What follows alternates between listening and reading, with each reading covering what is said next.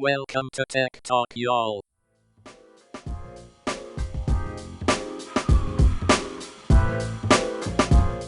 Hello, and welcome to Tech Talk, y'all. Season 11, episode 298. I'm Sanjay Parekh. And I'm Adam Walker. And man, we're glad to be here. This is going to be a fun episode. We have actually an approachable amount of articles today. It's not overwhelming, thankfully. And of course, we're to Wacky and some great tech breaks at the end. So let's dive in. You ready? Let's do this thing. I think it's the heat that caused us to not have as many episodes. Maybe week. so. Yeah, it's been a busy week. It's been busy too. Yeah. All right, so let's kick it off. And by the way, we didn't like there aren't really as many segments this time because there's it's this weird variety of articles. It's a mishmash. It's a haphazard, hodgepodge of stuff. So author discovers AI generated counterfeit books written in her name on Amazon. So this author, I think she'd written 10 books previously, and people just published random books with junk in them under her name because presumably people will read them because it has her name on them, and that's garbage. So I don't know if the people that are doing these, because presumably it's people using AI to do these things and actually submitting them. You'd think. I don't know that they care if people read them. They just care if people buy them. Well, that's fair. That's a fair point. That's really all they care about. And of course, the author cares that it's garbage.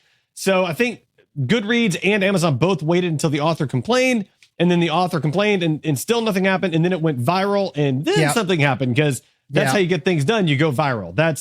If we've learned anything, that's what we've learned. Yeah. So here's the problem, and I think our next story also highlights this. We can't have nice things. People start doing things with AI and tools like this and just clog up everything.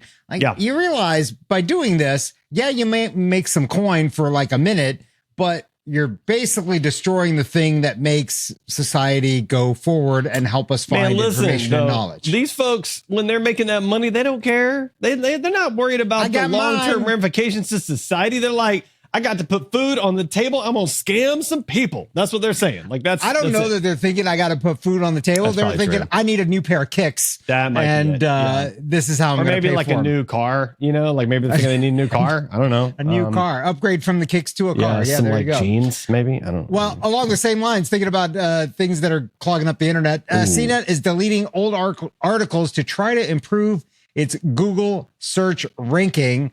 And it's funny because I actually thought about this a long time ago, and I actually built a little project. It's available on GitHub for those of you that might use Jekyll to be able to mark articles and say, after this date, don't allow this to be indexed by the search engine anymore. Because if you think about it, when you write stuff, sometimes it's relevant in that time frame. Right. And then after some point in time, it's not that relevant. Yes, you might still continue to get traffic, but is it really meaningful traffic at that point? Because the stuff that you're talking about is no longer in date. It's out of date at that point, right? Yeah.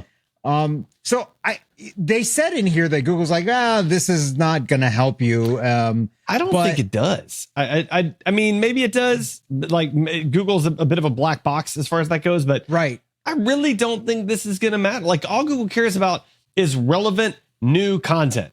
So by getting rid of old, outdated, they don't care about the outdated content anyway. So they're not even paying attention to that.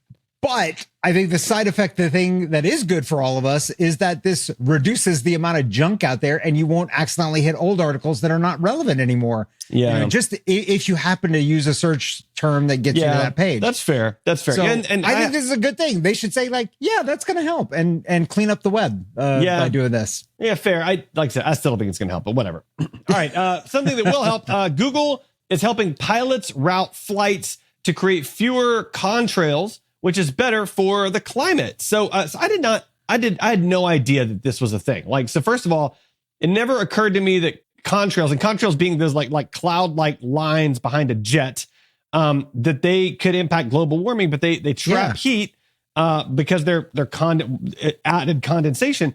And it never occurred to me that sometimes jets leave them and sometimes they don't. I never really realized that. And apparently it's related to the humidity in the air, or at least they think it's related to the humidity in the air. And so Google's helping to route flights away from more humid areas to create less contrails, which improves global warming. They also said in this article that the contrails account for about 35% of the like emissions or warming related to avionics, not avionics, related Aviation. to aviation. Thank you, aviation. I'm not told you my words were off today. So this is really interesting, right? Like it's a cool project. It's really interesting. Hopefully it's helpful. Awesome. Yeah, I gotta admit, I never realized that those contrails are because of this. I thought they were actually something that the planes were putting out or something. I did too, but apparently it's like the atmosphere in that area reacting to the exhaust of the plane. So there may be some degree of like it's reacting to some exhaust chemicals, perhaps. Right. But ultimately, it's really just condensation, essentially, that's forming into these like little clouds, which is what they say they found in these test trials. They did it over 70 flights over 6 months. They found that the test flights cut down contrails by 54%. And the test flights did burn through 2% more fuel by avoiding doing contrails. Right. But across an entire airline's fleet, that extra fuel amounts to about a 0.3% increase. And the costs come out to about a $5 to $25 for a climate benefit equivalent of avoiding a ton of carbon dioxide emissions, which is significant compared to some of the other ways that you avoid carbon dioxide emissions. So that's a huge thing, I'd say. Yeah, I think it's great. Congrats. Next up, Amazon cuts dozens of house brands as it battles costs and regulators. So don't worry, Amazon Basics is still going to be there for you. I got to admit, there were a bunch of these brands. I was like, I didn't know that was an Amazon brand. You know what screams monopoly? Do you know what screams? It's when the government starts looking at you as a monopoly and then you start doing things to no longer be a monopoly. Like that screams like that's like, I feel like that's somebody like saying like, hey, you steal cars, right? And you go, and then like right after that, you walk into a parking lot and steal a car. Like I don't. So I mean, the numbers in here are a little shocking. So they've decided to eliminate 27 of its 30 clothing brands. First, 30 clothing brands? 30 clothing. Of course, you didn't know they were Amazon. They're all kinds of, I have no idea. Lark and Row, Daily Ritual, and Good Threads. Man, there's some good brand names too for clothes. Let me just say right there, that's some good branding. That's all I'm saying. Yeah. I've never even heard of these, but their private label business has 243,000 products across 45 different house brands as of a company disclosure in 2020. I had no idea. Yeah, but they're not a monopoly, but they're going to stop doing some of the stuff that seems oddly monopolistic. So and competitive to the people that are already selling on their and I think they've been accused in the past of identifying fast selling brands and like types of clothing, and then basically just copying it, slapping their own house brand on it, and then selling that as a competitor. And then saying like, no, we don't use our data to figure out what, and then later they found out that they used of course they did. Data. I mean, how would you not use your data for that? Like, of course, you see something that's selling. It feels kind of silly to. Sorry. I'm just acting out a scene in my head. There's nobody here. I'm just looking over acting out a scene. Like, what's up? Okay, got you. Anyway. For those of you that watch the video of this, that's very entertaining. The audio version, watch it. The audio version, less entertaining. Completely. We're funny on video. For anybody that didn't know, you should go to YouTube and check it out. We are very Tech Talk, y'all. On YouTube, go ahead and subscribe. It's the same show, but you get double the fun because you get to hear us and see us. It's like double entertainment. So, or depending on your perspective, it might be half the entertainment. That it was before. Also true. You're not wrong. All right, moving on. BlueJeans, Verizon's Google Meet competitor you've never heard of, is shutting down. BlueJeans was they were a Google Meet, Zoom competitor. A couple people used them during the pandemic because it was, quote, more secure. I had a couple of calls with some like high level exec friends, and they're like, oh, no, we got to use BlueJeans because, those other ones, they're not secure. And I'm like, okay, cool. Smiling and nodding and not believing anything they say.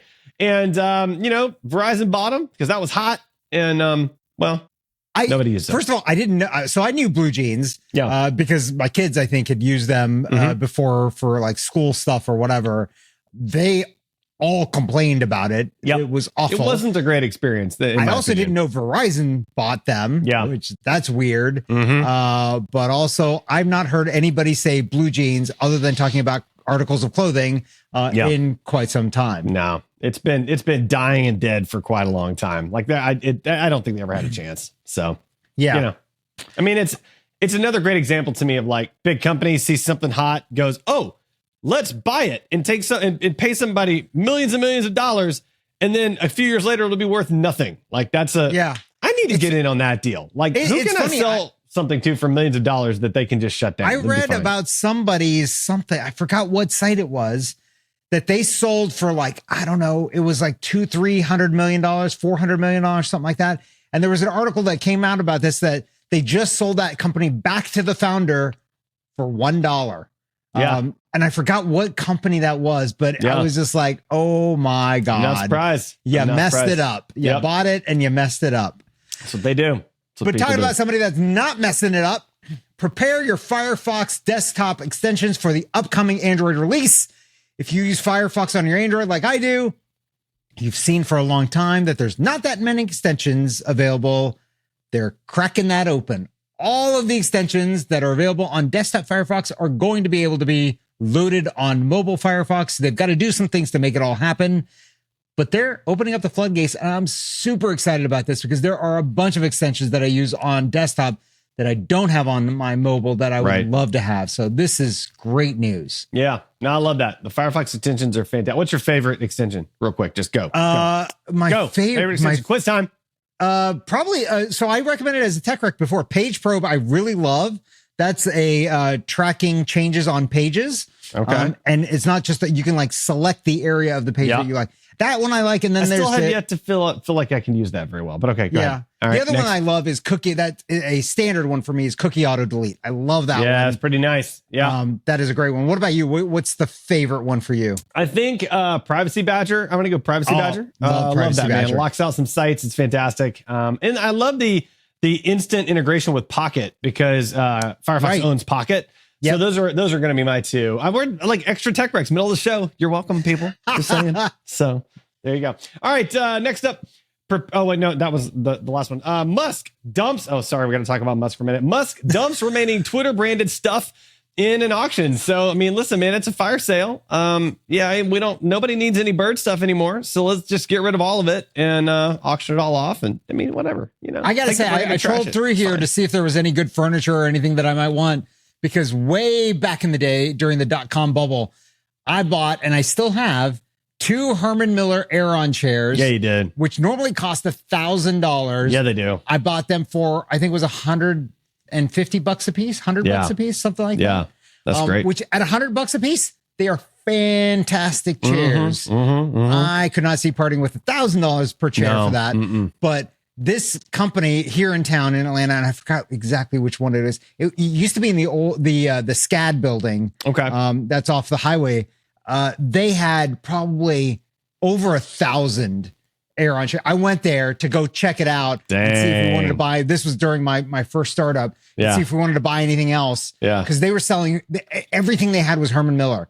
They had cubicles that were Herman Miller. They had now you wonder why they went under. But they had chairs that were Herman That's why. Yeah. They had all this stuff that was Herman Miller. You're buying $1,000 a chair for every person. That money doesn't last as long as you think. Exactly. So they were selling it all for pennies on the dollar. It was absolutely fantastic. So that all to be said, this might be an opportunity to buy some furniture. Listen, man, you can get some bird furniture. I mean, everybody loves the bird, so nobody loves the X. I'm telling you right now. So and some of it, some of it is not really even related to Twitter. Like there are some things that are Twitter related, but there's even musical instruments in here. There's guitars, there's drum sets. Like, why do you have drum sets and stuff? But okay, whatever. I mean, who knows?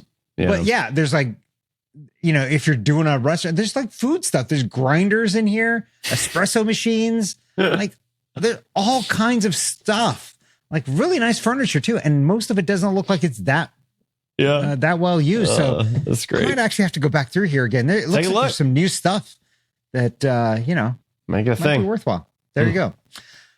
Next up, these 5 new high-speed trains. You missed one. I missed one. You missed one. Go back. I missed one. Sorry. Video calls are coming to X, formerly Twitter. CEO confirms. because I missed it because I don't really care about it. That's I why. mean, who does care about it? Like, really? Like, come on. Not, I mean, your user base is plummeting, and now you're going to add video. Like, that's the thing that's going to get people back. I don't think so. Hey, let's do a video call with nobody else because nobody's left on the platform. I feel like video calls and BlueJeans kind of go together. You know, like that's we should have done those two stories together. Yeah, we should have. Yeah, but I mean, it's just dumb. I know that he wants to build everything app, but it's not gonna. It's gonna be a nothing app because nobody's gonna use it. Yeah, I agree. It's not worth it. If you build an app and they don't come, what happens? Apparently you lose 44 billion? $44 billion. Yeah, $44 billion. I think that should be the joke. Yeah. If you build an app that nobody comes, nobody uses, what happens? You lose $44 billion. That's it. Yeah. All right. These 5 new high-speed trains are coming to the U.S. I had no idea that we're finally going to get some high-speed trains. I've ridden high-speed trains in China, and like they're crazy fast. And great example. I've been between Beijing and Taiyuan, and so one time we took a sleeper train. So it was like an 8-hour train ride, and we're sleeping on the train, 8-hour train ride. Right. And I guess there were like some stops along the way, because I've also taken the speed train between those two cities. And I swear it was like 2.5 hours or 2 hours. So like it's a much different experience between the two trains, obviously. Oh yeah. This is great. I mean, there were there were a bunch of trains in a couple in Florida, a couple in California. I think one going from Portland to Vancouver, which looked really interesting. Yep. I mean, it almost seems like, man, I'll fly to Portland and then like take a train to Vancouver. That sounds kind of fun, you know? I mean, the only bone I have to pick, and like you, I've taken bullet trains too. I've taken the Shinkansen in Japan. So from Tokyo to Mount Fuji, I've taken, I don't know, they were bullet trains, but fast trains in England as well. There's one that my stomach did not enjoy, called the Pendolino, and the cab kind of rocks independently. So it goes fast, but it kind of is, it like rocks from, I was not feeling that one. Now I'll tell you, I've taken some trains over in England as well. And the train experience in England versus the train experience in China is, the getting on the train experience is like in England, man, they love their queues. Like everybody loves to line up for everything. Oh yeah. And in China, there is no such thing as a line. You just shove your way to the front. Yep. And it is a wildly different experience between those two. So it's a mad rush. So the bone I have to pick with these 5 projects is that there is nothing in the Southeast. So here in Atlanta, we have, there's no like coming to Atlanta, leaving from Atlanta. There used to be this weird, I don't remember where it was. It was off of, I think it's off of what is Thornton Road in Cobb County over here in Metro Atlanta. And there was this like weird test train track for like a high speed train over there that like, I don't know whatever happened to it, but it was like, you drive by and you'd see this like short little track. And it's like, there's a test train track for no good reason. It was the weirdest thing. So I don't, whatever. I don't know what that has to do with it. Didn't really take you anywhere. It never went anywhere. Yeah. Very strange. It literally never went anywhere. Never went anywhere. No. Yeah. Next up, inspired by attacks on bakery, state law allows doxing victims to sue online harassers for money. I didn't actually read this article, so I mean, the short version is if somebody doxes, so doxes being what is that like publishing all your personal information like, on the internet, right? So they can find you, where find you live, and all that stuff. Really phone number. So basically, if that causes you physical danger or sort of economic harm, and you can prove that, then you can sue the harassers for it now in that state, which I think is kind of great because I mean, if people are sharing that information online, they're doing it with malicious intent to harm you. That's really the only reason you would ever do it, is with malicious intent to harm. And if you're doing something with malicious intent to harm, you should be liable for that. And so they are, and I think that's probably a good thing. So that's pretty much the whole story. Yeah, the story of what this kind of is about is terrifying, actually. So There you go. You can read the story. Time for the Weird and Wacky segment. Abominable snowman. He's not an axe murderer. One of the TAs turned out to be a bot. First up in Weird and Wacky, the mic Cardi B threw at a fan just sold for nearly $100,000 on eBay. I saw that it was going to go for sale, but I didn't actually realize that the auction completed. Oh, yeah. So it was close to $100,000. Did you watch the video of this throw? I did. I'm surprised she didn't seriously injure that person. I know. Like, I mean, She chucked it. So the guest apparently threw their drink on her, but it looked like it like kind of like splashed her. Like it wasn't like a direct hit to me. It didn't look like, but man, she realized that it was intended for her, like zeroed in on this person and just reared back and choked that mic at her. And I was like, whoa. What? Yeah. What I don't understand. So a lot of these musicians, these artists, have been getting this kind of thing lately. Yeah. They've been getting things chucked at. Yeah. Why are you going to these concerts if you do not like these people? It's so why crazy, are you paying man. this much money for a ticket for somebody you apparently don't like because you're throwing things at them? Yo, and some of them are like dangerous. Like people have thrown like I think Phones? like heavy stuff and like Harry Styles and stuff. Like it's crazy. Like I gotta say, like, I kind of admire Cardi B for fighting back. It's like, you know, like you're gonna like, okay, I'm gonna but anyway, and then this audio person grabbed the mic up and they're like, hey, you can have a piece of music history right here for $100,000. Yeah, and it's not just the mic. I think the article said that they were putting it in a nice velvet box and kind of plexiglass thing and everything. I feel like this is the kind of purchase that you make, like you're like really, and there were like 130 bids on this thing too. So it was going high. And like, I feel like this is like the kind of thing that like some rich person's like, oh, this is going to be so cool. And then like, I'm thinking like 3 years later, they're like, hey, you want to see that mic that Cardi B threw? And like people at the house will be like, who did what? Like, well, they'll know Cardi B, but they'll be like, she did what? Like, what do you like? That's who? Why would you own that? Although, like, that doesn't. I kind of feel like this would be valuable if like the Hard Rock Cafe had bought it. Yeah. And mounted it up in a that's more one of their cafes. Like that would be 100%. Like I'm sure they in one of theirs they have a bunch of Cardi B stuff. Oh, for sure. In one of the cafes. Yeah, so that'd be a great put thing this for next that. to it. Yeah. I think it goes with all the rest of the things in that setup. But maybe they bought it. I mean, who knows? Maybe they were the winners. Yeah. All right. Next up, San Francisco's North Beach streets clogged as line of cruise robotaxis come to a standstill. So I think it was like the day after they approved an expansion of robotaxis in the city, and they all just like were in this 2-lane street, and for whatever reason they all stopped. It just ground traffic to a halt. So they're like, now that you've approved us, we're gonna crush everything. We're gonna really mess with you. Yeah, I mean, like, we're gonna see more and more. I mean, I still see more and more videos of like a police officer trying to wave a driverless car over to the side and being frustrated that it's not moving. And it's like, and that is like an interesting conundrum, I think, for driverless cars. Like when something unusual like that happens, and you've got like somebody just directing traffic and you have to like go around or whatever on like the shoulder, maybe there's a wreck or whatever else. Like, can they manage that? Can they navigate that? Like they have to be able to, right? But like how would they do it? I don't know. I mean, that's perhaps what the humans behind it, because I think there's like some kind of control center or something like that where they can take control of the car. Maybe that's what that is for. Yeah, maybe so. Yeah, you're not going to be able to deal with this situation. Let me just take care of that for you. I can see that. So, that would make sense. I hope they did that. Yeah. I'm just kind of assuming and hoping and planning. Speaking of planning. Last up in what's that? So speaking of planning. Speaking of planning, supermarket AI meal planner app suggests recipes that would create chlorine gas. Yeah. Like job. Not just that, it created a bunch of, so this is an AI where the idea was like you give it a list of ingredients that you have just lying around the house, and it'll give you some suggested recipes. And so people realized what it was doing, and so they started giving it ingredients that obviously were like terrible ingredients that like could create chlorine gas. So this is a little bit of like user engineering, I think, on this part. But at the same time, like it did recommend like several like bleach infused rice surprise was one of them.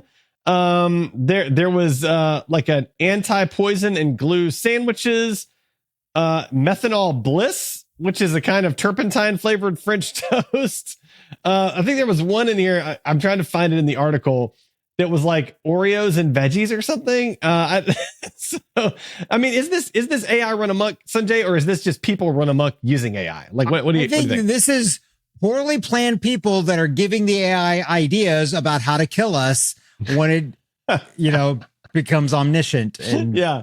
Oh, here it is. Here it is. It was it said it initially drew attention on social media for some unappealing recipes, including an Oreo vegetable stir fry. Oreo vegetable stir fry. That sounds interesting, actually. That sounds terrible. Like just absolutely terrible. So the poison bread sandwiches, I think that's probably the worst. And mosquito repellent roast potatoes, that seems like a bad idea. If you're having trouble having your kids eat vegetables, you can tell them, look, this is Oreo vegetable stir fry. Oreo. These are Oreo crusted vegetables or so. I don't know. Like, I don't even. You like Oreos? Here you go. I mean, by that same logic, like, why not, like, when you're going to roast vegetables, just add a cup of sugar to them? Like, just why not just do that? Like, hey, we're going to pan sear some vegetables. Let's add a cup of sugar in it. Because Oreos have that stuff in them, which you don't just get from sugar. Like, that's not the same thing. You need the sugar and the lard and the added stuff, is what you're saying. There's no lard in Oreos. Oreos are vegan.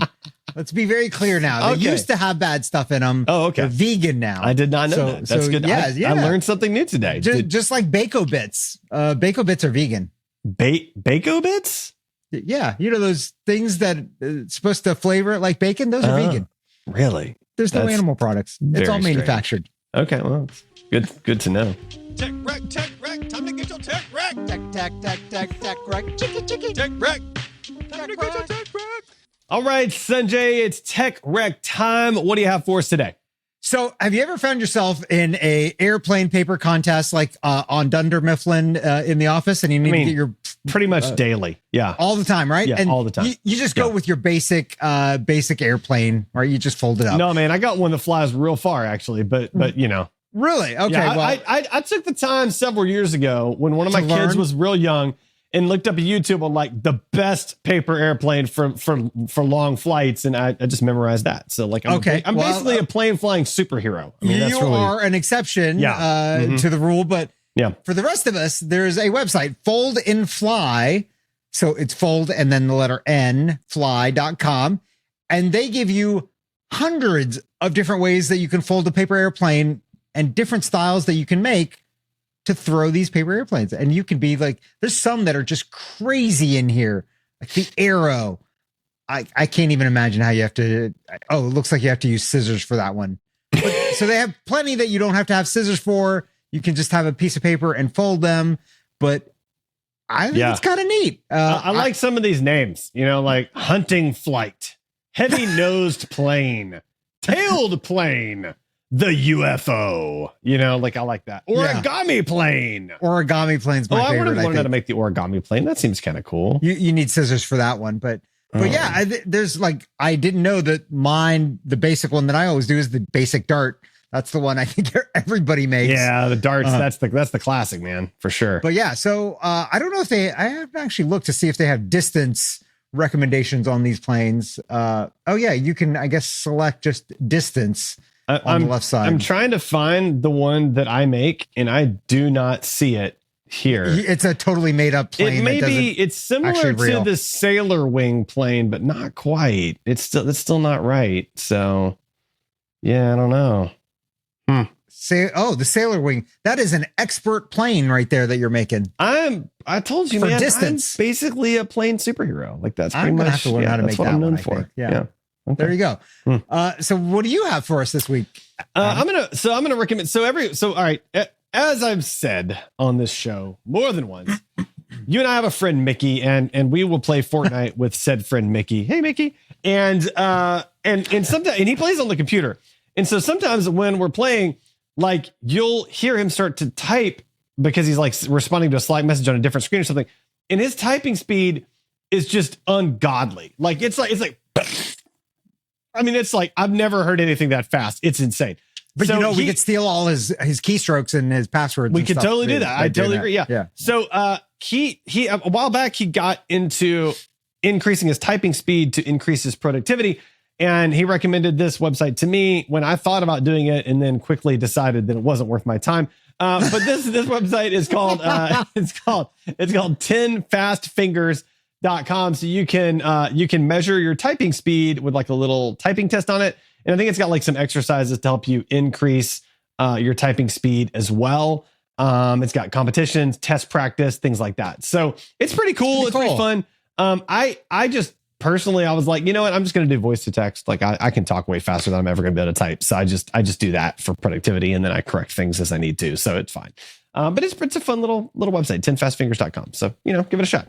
I mean, but there is something to be said about typing it out. It's the same thing as like writing it out. It makes you think about the things that you're doing a little bit more rather than just but I I think for that to be effective, you actually have to type and write slower. I think the reason it makes you think through it in more depth is because it slows you down.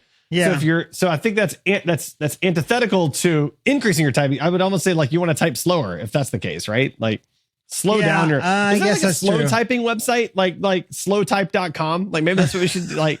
Hey, listen, you want to really get the most out of this? Just slow type it. Slow type it. Let's create a whole movement of slow typing. You know what I'm saying? Maybe it's just a keyboard that doesn't accept characters or like maybe it's a keyboard where like you have to press the keys like extra hard, like it's an old school typewriter, and like you have to like really muscle your way through it. You know what's funny? Just the other day, somebody had me type in my name in their phone, and their keyboard was really like finicky. I had to go really slow on it, and I wonder if they did something to make it go slower for them, because or they just wanted to mess with you. That's possible. I mean, that that's could how be, done. Or it was an old phone that just couldn't deal with. Or they're stealing your thumbprints off their phone. That's what it is. They're just stole your identity.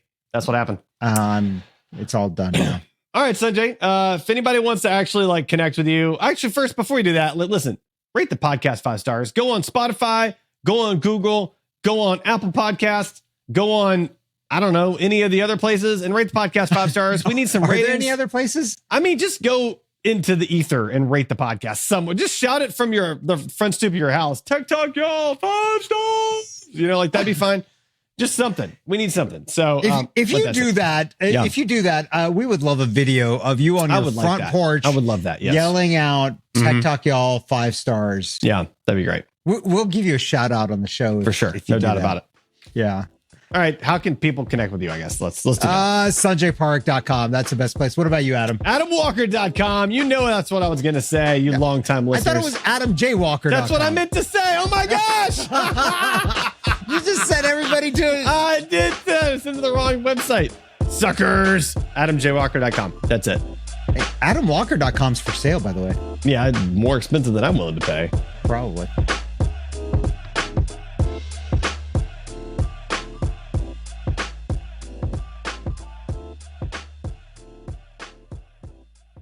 Do, do, do.